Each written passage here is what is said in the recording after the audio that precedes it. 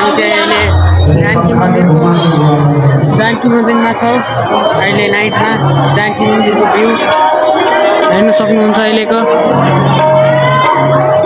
अहिले चाहिँ राति हामीहरू घुम्न आएको छौँ होइन। राति पनि अहिले मन्दिर खुलेकै छैन, यहाँदेखि हेरिन्छ क्यारे कि हेरिँदैन।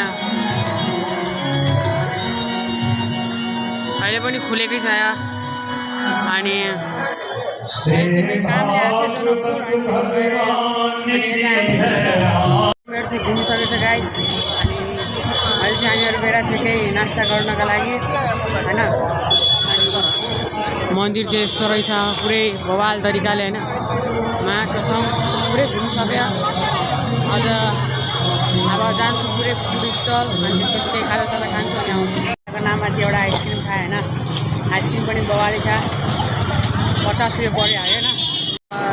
हराइसकेको छ होइन। अनि त्यसपछि आजको ब्लगलाई चाहिँ यति मात्रै होइन। अब अर्को ब्लगमा म हेराउँछु। घर जाने बेलामा भोलि म घर जान्छु अनि त्यो हेराउँछु है त गाइस। अनि